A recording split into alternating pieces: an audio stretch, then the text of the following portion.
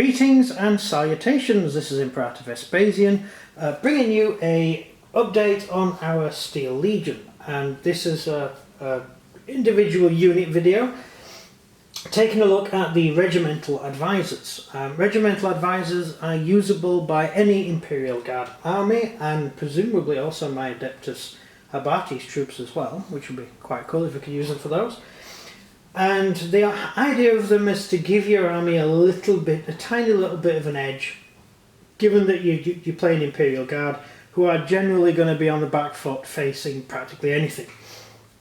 So it's just to give them an additional boost to their overall abilities.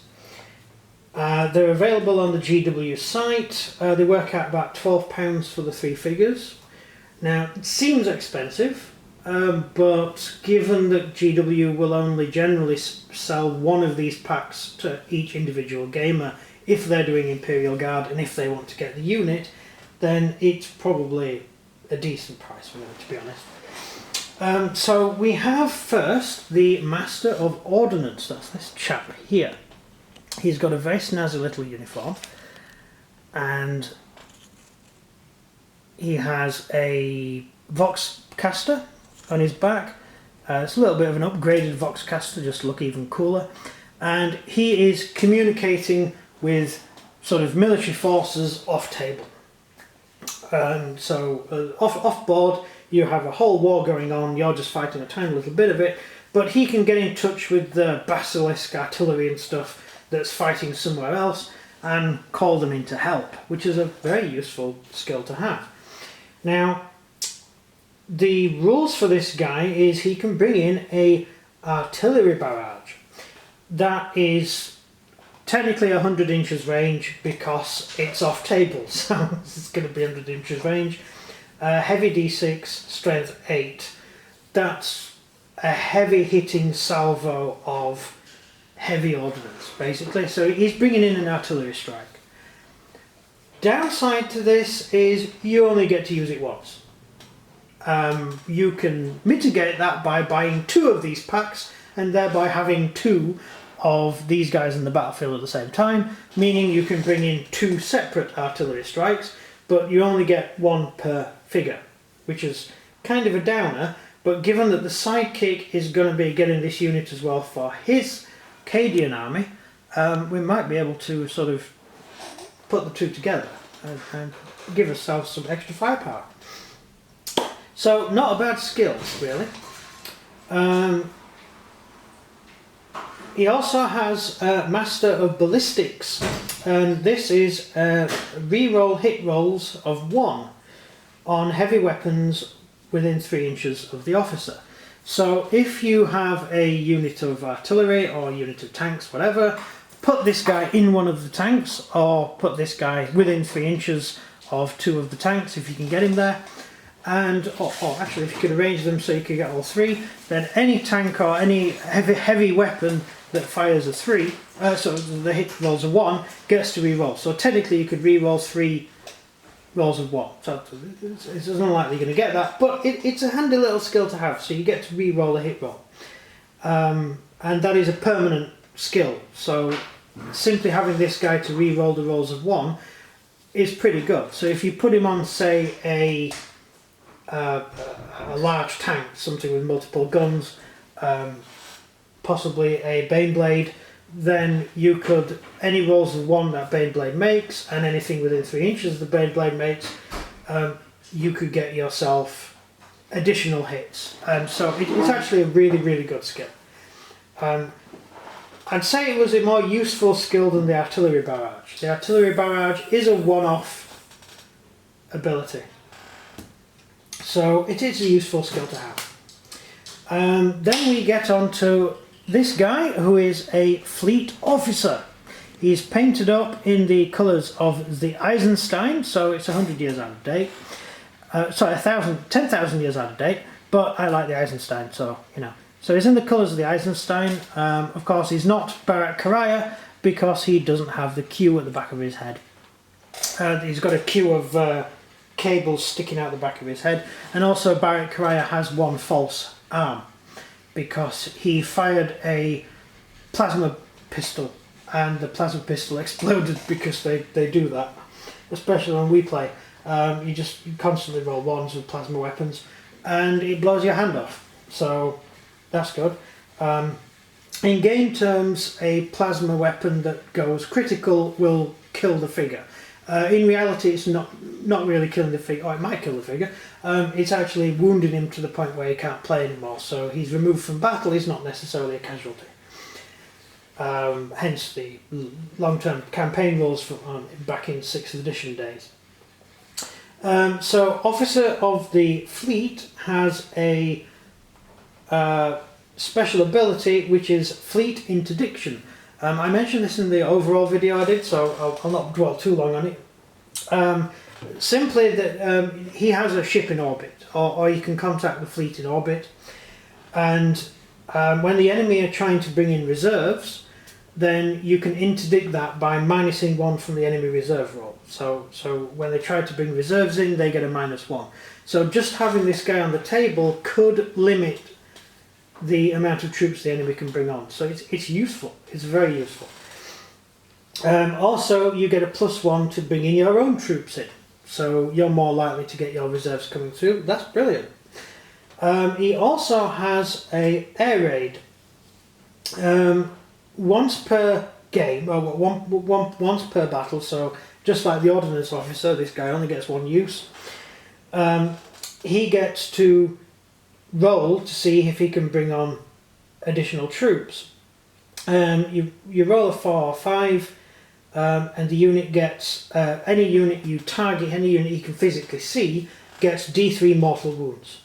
On a roll of a 6, it gets 3 mortal wounds. So that's basically an air strike, or maybe a lance strike. It doesn't have to be an aircraft. It could be a lance coming down and hitting the enemy target. And given discussions I've had recently, that could be useful against the Death Guard. No, actually it could be less useful against the Death Guard. You know what, that's for the Death Guard. That's a completely different story. So you get yourself D3 mortal wounds and or 3 mortal wounds. So that's how you roll. He also has strafing coordinates. Now this is quite useful because you can pick an enemy unit within 18 inches, and any air units, so that's any dropships or any fighters or anything that you've got like that, can re-roll all rolls to hit their target. That's actually relatively useful if you have an army with air assets. Now, at the moment, this army does not have air assets, but if they were fighting alongside Space Marines, who I have dropships for, the dropship, even though he's not part of the same army, technically he's Imperial Guard, he's part of the Navy, so any Space Marine flyer will get a reroll to hit, which actually makes it quite a very useful figure. So simply by being on the battlefield, that's quite useful. And those D3 mortal hits, or 3 mortal hits, will come in handy when you're fighting things that are quite dangerous. You know, demons and stuff like that. But, you know, I never turn down mortal hits on anyone. Lastly, we have this guy, who is a psyker. He's actually an astropath. Typically, these are used for communication. Depending which edition you go for, we're going 8th edition now. So, in the 6th edition, this character used psychic powers. In the 7th edition, they didn't. So you weren't allowed to use psychic powers with astropaths, or was it the other way around? Which was a bit weird because they had astropaths and then they dropped it and then they brought it back. So at the moment in 8th edition you can use the astropathic powers, which means he's a psyker. He's not a particularly good psyker, but he does get his psychic power. Unfortunately he only has 1 psychic power. Normally you get 2, he only has 1. So that's a bit of a downer as well. But it is giving you an extra psyker. And given that Imperial Guards tend to lack in psykers, this guy is actually going to help you out a bit. Because it will give you that additional attack. He has, well, I'll not go through the individual different rules he can use. He can use Gaze of the Emperor, Terrifying Vision, Smite, Psychic Barrier, Night Shroud, Mental Fortitude, Psychic Maelstrom. They're the powers he can pick from. They're in the Imperial Guard list. Well, the Imperial Psychic Powers list. All of them are pretty meh. They're all sort of okay. Smite is obviously probably the best one for this guy to be using. Although he can use Maelstrom, which can be a useful weapon if you roll the right numbers. So you have to keep rolling and getting a higher number in order to get a hit. And it can be a good or it can be a bad thing. If you're lucky, you'll get yourself one mortal wound on an enemy unit.